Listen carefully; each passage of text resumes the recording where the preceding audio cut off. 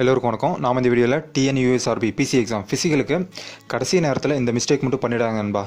நான் ஏற்கனவே நடந்த ஒரு இன்சிடெண்ட்டை நான் வந்து ஷேர் பண்ண போகிறேன். அப்போ தான் நீங்கள் வந்து கொஞ்சம் உஷாராக இருப்பீங்க, அதுக்காக சொல்கிறேன். ஸோ 2017 அப்போது செலெக்ஷன், அந்த செலெக்ஷனில் பார்த்தீங்கன்னா எனக்கு தெரிஞ்சவங்க ஒருத்தவங்க பார்த்தீங்கன்னா செஸ்ட்டில் வந்து ரிஜெக்ட் ஆகிட்டாங்க நண்பா. அதை வந்து ஷேர் பண்ணுறேன் பாருங்கள். அவர் பார்த்தீங்கன்னா மார்க் பார்த்தீங்கன்னா 60 above நண்பா. அவர் பார்த்தீங்கன்னா நார்மல் அவருக்கு செஸ்ட் எவ்வளோ இருந்தது பார்த்தீங்கன்னா 91 இருந்தது நண்பா. ஆனால் செஸ்ட்டு எக்ஸ்பேண்ட் அது விரிவிக்க சொல்லுவாங்க பார்த்தீங்களா, அப்போ விரிக்க சொல்லும் போது பார்த்தீங்கன்னா வெறும் 3 சென்டிமீட்டர் மட்டும்தான் விரிஞ்சது நண்பா. ஸோ ரிஜெக்ட் ஆகிட்டார். அதுக்கு என்ன காரணம்னு பார்த்தீங்கன்னா கடைசி நேரத்தில் வந்து அவர் ஜிம்மில் வந்து ஹெவியாக ஒர்க் அவுட் போட்டார் செஸ்ட்டுக்கு. ஓகேங்களா, நார்மல் வந்து ஹெவியாக இருக்குது, ஆனால் விரிக்கும் போது பார்த்தீங்கன்னா விரியவே இல்லை, வெறும் 3 சென்டிமீட்டர் மட்டும்தான் விரிஞ்சுது. ஸோ அதனால் ரிஜெக்ட் பண்ணிட்டாங்க. ஸோ செஸ்ட்டுக்கு நம்ம நினைப்போம் செஸ்ட்டு தானே, அதெல்லாம் ஒன்றும் பிரச்சனை இல்லை, அதெல்லாம் உள்ளே போயிடலாம் அப்படின்ட்டு நம்ம வந்து கேர்லெஸ்ஸாக இருப்போம். ஸோ இந்த மாதிரி நம்ம கேர்லெஸ்ஸாக கடைசி நேரத்தில் இருக்கும்போது பார்த்திங்கன்னா நம்ம வந்து இந்த மாதிரி நடக்க வாய்ப்பு இருக்குது. ஸோ கடைசி டைமில் இதுக்கு மேலே பார்த்திங்கன்னா ஜிம்மில் போயிட்டு செஸ்ட்டுக்கு மட்டும் ஒர்க் அவுட் போட்டுறாதீங்க நண்பா. அவர் எவ்வளோ ஃபீல் பண்ணியிருப்பாங்க பாருங்கள். 60 above மார்க்கு. அவர் வந்து செஸ்ட்டு நார்மல் வந்து 91 இருந்திருக்கு, ஆனால் விரிக்கும் போது பார்த்தீங்கன்னா வெறும் 3 சென்டிமீட்டர் மட்டும் தான் விரிஞ்சது நண்பா.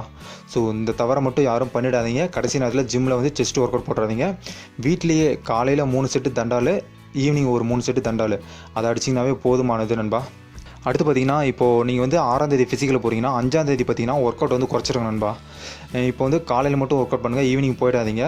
காலையில் போயிட்டு கம்மியாக பண்ணுங்கள், ஒரு 2 ரவுண்டு ரன்னிங்கு, ஒரு லாங் ஜம்ப் 2 டைமு, கயிறு மட்டும் ஒரு டைம் ஏறி பார்த்துட்டு வந்துடுங்க. ஸோ மதியம் நீங்கள் பார்த்தீங்கன்னா அன்றைக்கி மதியமே நீங்கள் பார்த்தீங்கன்னா ஒரு 2-3 மணி நேரமாக அதை நல்லா தூங்கணும் நண்பா. ஏன்னு பார்த்தீங்கன்னா அடுத்த நாள் காலையிலே சீக்கிரமாக கிளம்பி போவீங்க. ஸோ உங்களுக்கு தூக்கம் அந்த இடத்துல தேவைப்படும். ஸோ அதனால் நீங்கள் ஃபிசிக்கல் போகிறதுக்கு முன்னாடி நாள் வந்து ஒர்க் அவுட்டை குறைச்சிருங்க. ஸோ லைட்டாக மட்டும் பண்ணுங்கள். ஸோ வார்ம் அப்பு சும்மா 2 ரவுண்ட் ரன்னிங் மட்டும், அப்படியே லாங் ஜம்ப் மட்டும் ஒரு 2 டைம். ஸோ அதை மட்டும் பண்ணுங்கள், ஹெவியாக ஒர்க் அவுட் பண்ணிடாதீங்க. ஸோ உங்களுக்கு வந்து அந்த உடம்பு டயர்டு இருந்தனாவே அடுத்த நாள் ஃபிசிக்கல் பண்ணும்போது வந்து ஒரு மாதிரியாக இருக்கும். ஸோ நீங்கள் ஒரு நாள் விட்டு பண்ணும்போது வந்து பார்த்திங்கன்னா நல்லா பண்ணிடலாம். ஸோ இந்த மாதிரி மிஸ்டேக்கை கடைசி டைமில் பண்ணிடாதீங்க. அடுத்து பார்த்தீங்கன்னா நீங்கள் கிரவுண்டில் வந்து ஃபஸ்ட் நாள் போகிறீங்க பார்த்தீங்களா, ஹைட்டு செஸ்ட்டு முடிச்சதுக்கப்புறம் 1500 ஓடுறதுக்கு முன்னாடி பார்த்தீங்கன்னா தண்ணி ஹெவியாக குடிக்கிறதோ, ஃபுட்டு வந்து ஹெவியாக எடுத்துக்கிறதோ தயவு செஞ்சு இருக்கவே கூடாது. வயிறு எம்டியாக இருந்தாலும் பரவாயில்ல, ஒரே ஒரு வாழைப்பழம் அதை மட்டும் சாப்பிட்டு நீங்கள் வந்து 1500 ஓடுங்க நண்பா. லாஸ்ட் டைம் ஒருத்தர் இப்படி தான் பண்ணி அவர் வந்து ட்ராக்லேயே வந்து வாந்தி எடுத்துட்டார். ஸோ இந்த தவிர நீங்கள் தயவு செஞ்சு பண்ணிடாதீங்க. வயிறு வந்து எம்டியாக இருந்தால் தான் நம்ம ஓட முடியும். நீங்கள் வந்து சாப்பிட்டு ஓடி பார்த்தீங்கன்னாவே, நீங்கள் வந்து இப்போ ப்ராக்டிஸ் பண்ணும்போது சாப்பிட்டே ஒரு நாள் ஓடி பாருங்கள். ஸோ வயிறு வந்து வலிக்க ஆரம்பிக்கும், சரிங்களா? ஸோ அதனால் என்ன பண்ணுங்கள், ஓடி முடிச்சதுக்கப்புறம் வந்து நீங்கள் எது வந்தாலும் சாப்பிடுங்க. ஸோ வயிறு கொஞ்சம் எம்டியாகவே இருக்கட்டும். 1500 ரொம்ப எனர்ஜி அப்படிலாம் இல்லை. நீங்கள் நான் சொல்லியிருந்தேன் ஃப்ரூட்ஸ் நடுவில் எடுத்துக்கங்க அப்படின்ட்டு. ஸோ ஓடுறதுக்கு முன்னாடி ஒரே ஒரு வாழைப்பழம் மட்டும் எடுத்துக்கங்க. ஃபுட்டு வந்து அதிகமாக எடுத்துக்காதீங்க நண்பா. இது வந்து நிறைய பேர் மிஸ்டேக் பண்ணுறாங்க. ஸோ இந்த மிஸ்டேக் வந்து பண்ணாதீங்க.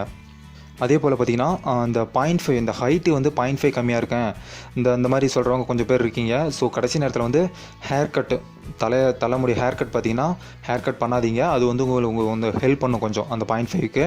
ஸோ கடைசி நேரத்தில் வந்து ரொம்ப சிலர்லாம் வந்து போலீஸ் கட்டிங்கே போட்டுருவாங்க. ஸோ அந்த மாதிரி கட்டிங் போட்டுறாதீங்க. நான் சொல்கிறது அந்த 0.5 அந்த பார்டரில் இருக்கவங்களுக்கு நான் சொல்கிறேன். ஸோ மற்றவங்க கட்டிங் போட்டுருங்க, ஒன்றும் பிரச்சனை இல்லை. ஸோ நான் சொல்கிறது அந்த 0.5 அந்த 1 சென்டிமீட்டர் கம்மியாக இருக்குது அப்படின்றவங்க பார்த்தீங்கன்னா ஹேர் கட் பண்ணாதீங்க, முடி கொஞ்சம் அதிகமாக வளர்த்துட்டு போங்க. ஸோ அது வந்து உங்களுக்கு கொஞ்சம் கை கொடுக்கும். இந்த டிப்ஸ்லாம் அப்படியே கொஞ்சம் பார்த்துக்குங்க நண்பா, கொஞ்சம் ஞாபகம் வச்சுக்க. இந்த கடைசி நேரத்தில் மட்டும் இதை வந்து பண்ணிடாதீங்க. இந்த வீடியோ கண்டிப்பாக உங்களுக்கு பிடிச்சுன்னு நினைக்கிறேன். பிடிச்சிருந்தா லைக் பண்ணுங்கள், கமெண்ட் பண்ணுங்கள், ஷேர் பண்ணுங்கள், நம்ம சேனலை சப்ஸ்கிரைப் பண்ணுங்கள். தேங்க்யூ.